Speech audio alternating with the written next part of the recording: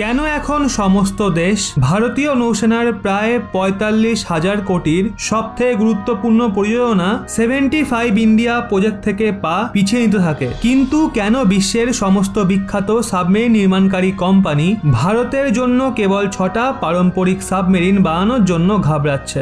এখন এটাকে নিয়ে প্রথমবার কোথাও না কোথাও রাশিয়া অনেক বড় খোলাসা করেছে। যেমন প্রজেক্ট 75 ইন্ডিয়ার দরুন 6টা পারম্পরিক সাবমেরিনের নির্মাণ হবে, কিন্তু ভারতের এই পারম্পরিক সাবমেরিনের টেন্ডারে কিছু এমন জটিল নিয়মকানুন এবং জটিল টেকনোলজি ডিমান্ড রয়েছে যেটাকে পূরণ করতে সাবমেরিন নির্মাণ করা বিশ্বের মোটামুটি সমস্ত দেশ ব্যর্থ। সবার প্রথমে সুইডেন ভারতের পরিযোজনা থেকে বাইরে চলে যায়, তারপর জার্মানি, ফ্রান্স, দক্ষিণ কোরিয়াও ভারতের জন্য সাবমেরিন নির্মাণকারী পরিযোজনা থেকে বেরিয়ে যায়, এমনকি স্বয়ং রাশিয়া নিজের পা পিছিয়ে নেয়। কিন্তু এখন রাশিয়ার সুরক্ষা আধিকারিক এন্ড্রি বারানোয়া বড় খোলাসা করেছে, ভারত যে ধরনের সাবমেরিনকে চায় তেমন সাবমেরিন আপাতত বিশ্বের কোনো নৌসেনার কাছে নেই, আর না তো এমন সাবমেরিনকে আগে কখনো ডিজাইন করা হয়। রাশিয়া ভারতের প্রজেক্ট 75 ইন্ডিয়ার অংশ হতে চায়, কিন্তু তার জন্য সবার প্রথমে ভারতকে নিজের প্রজেক্ট 75 ইন্ডিয়া টেন্ডারে অনেক পরিবর্তন ঘটাতে হবে, আর সাবমেরিন নির্মাণের সময়সীমাকে বাড়াতে হবে, কারণ এমন পারম্পরিক সাবমেরিন বিশ্বের কোনো দেশের কাছে নেই,